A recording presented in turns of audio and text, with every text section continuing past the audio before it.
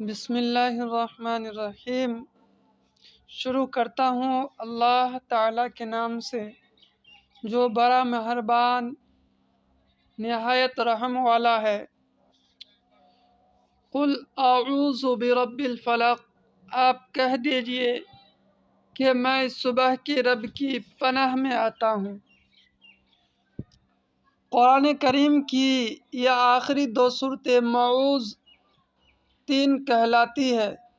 یہ دونوں صورتیں اس وقت نازل ہوئی تھیں جب کچھ یہودیوں نے حضور اقدس صلی اللہ علیہ وسلم پر جادو کرنے کی کوشش کی تھی اور اس کے کچھ اثرات آپ پر ظاہر بھی ہوئے تھے۔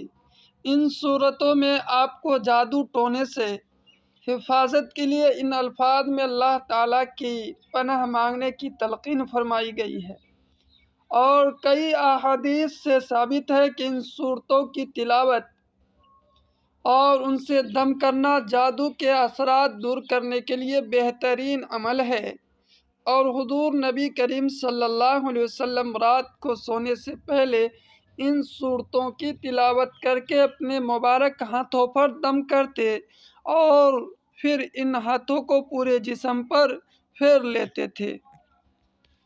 من شر ما خلق، ہر اس چیز کے شر سے جو اس نے پیدا کی ہے۔ ومن شر غاسق اذا وقب، اور اندھیری رات کی تاریکی کے شر سے جب اس کا اندھیرا پھیل جائے۔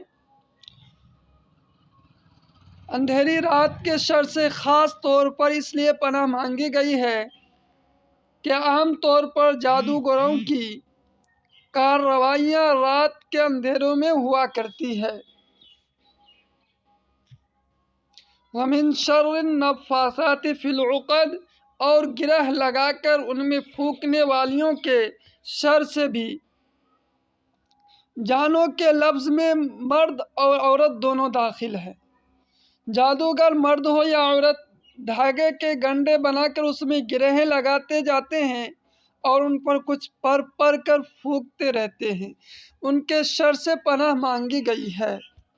وَمِن شَرِّ حَاسِدٍ إِذَا حَسَدَ، اور حسد کرنے والے کی برائی سے بھی جب وہ حسد